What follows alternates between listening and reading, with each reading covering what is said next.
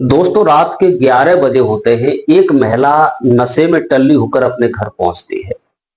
घर जाकर इधर उधर देखती है, रूम के अंदर कोई नहीं होता।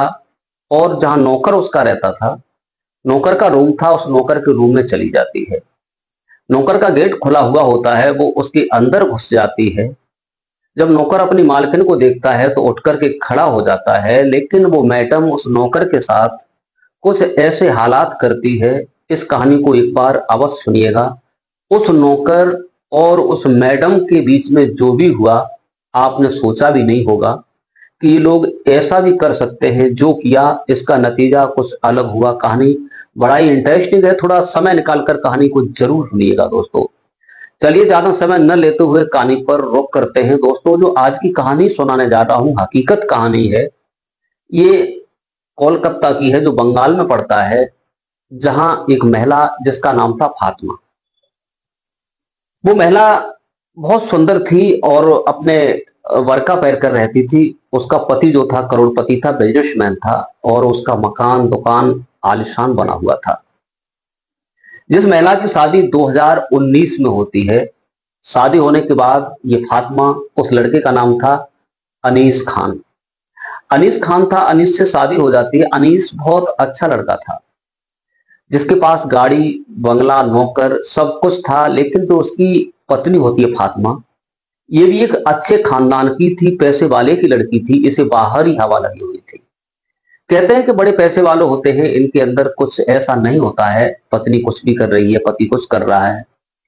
फातिमा जो थी, 6 महीने तक तो पति से सब कुछ सही चलता रहता है, लेकिन 6 महीने के बाद इनमें ऑटोमेटिक कुछ ऐसी दरारें पड़ जाती हैं, ऐसी तकलीफें सामने आ जाती हैं कि एक दूसरे को बिल्कुल पसंद नहीं करते हैं।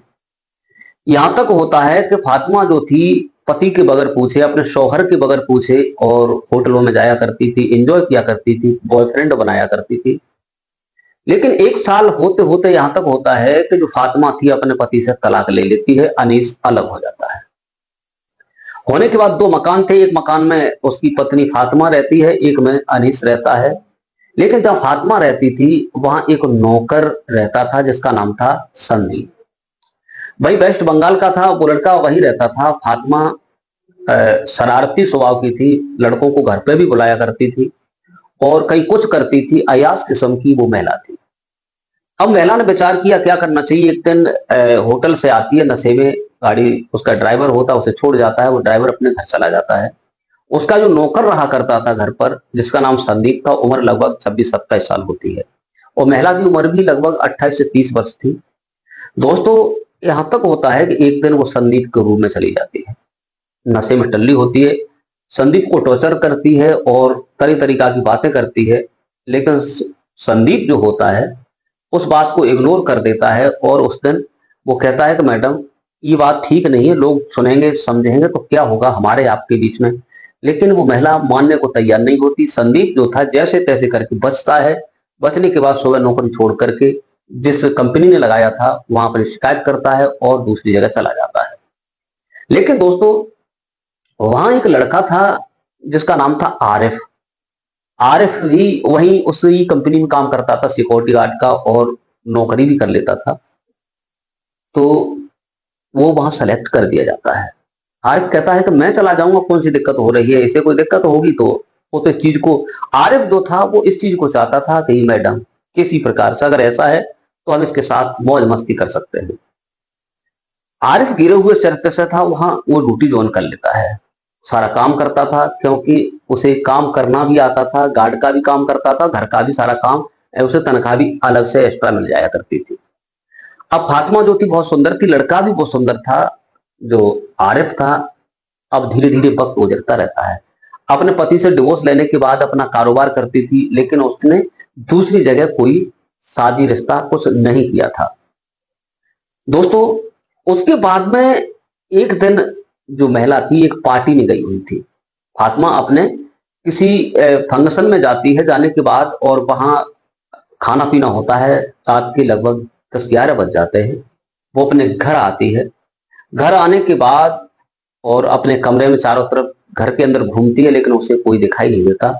लेकिन उस पर इतना का इश्क का भूत सवार था कि वो चाह रही थी कि किसी प्रकार किसी से ऐसी मुलाकात हो, लेकिन उसके दिमाग में आया कि हमारे यहाँ नौकर है तो एक चला गया, चलो इसे भी आज बातें हैं।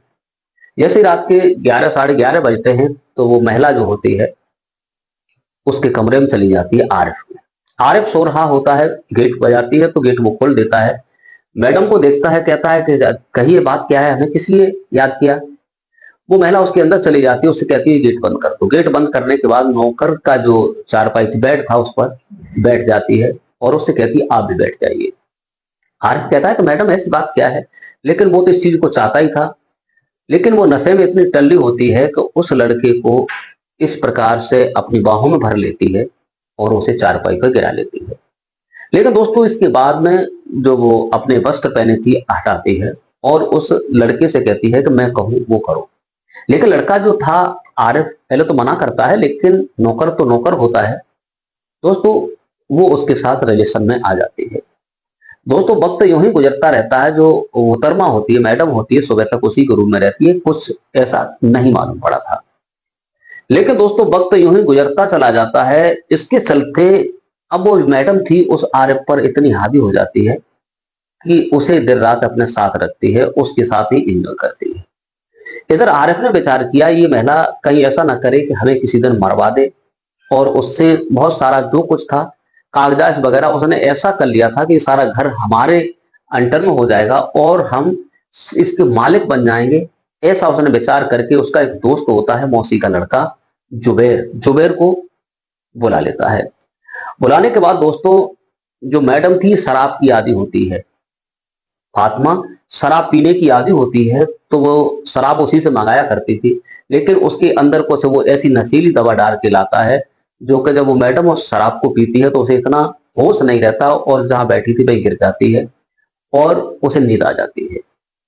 जुबैर और आरिफ दोनों मिलकर के उसकी हत्या कर देते हैं, उस महिला की हत्या कर देते हैं। फातिमा की मौत हो जाती है। मौत होने के बाद उसे ठिकाने लगाने के लिए बहुत सारे उपाय किए जाते हैं, लेकिन उपाय के चलते वो उसे दफना नहीं पाते हैं और उसकी डेड बॉडी घर के अंदर रखी रहती है। इधर अनीस जो था निगरानी तो रखता था कि आखिर ये बुलाती चलाती है क्या है। जब 5-6 दिन से वो बाहर नहीं निकली, सर्दियों का वक्त होता है, जब वो बाहर नहीं निकली तो उसे शक गया। शक के चलते उसने, क्योंकि उसका हक था उस घर पर, तो वहां वो आकर चेकिंग करता कराता है सब कुछ, लेकिन वो कुछ नहीं मिलता।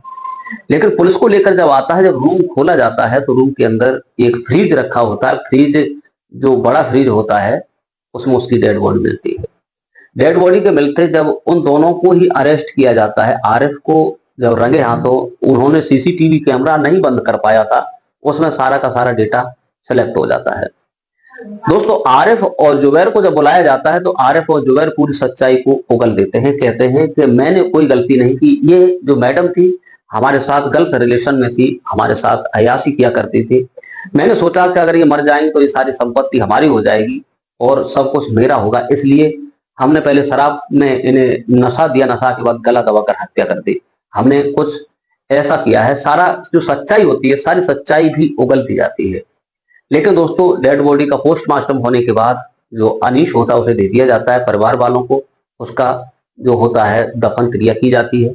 उसके बाद जुबैर और आरिफ को धाराएं लगाने के बाद, हत्या का मुकदमा लगाने के बाद उन्हें सलाखों के पीछे कर दिया जाता है।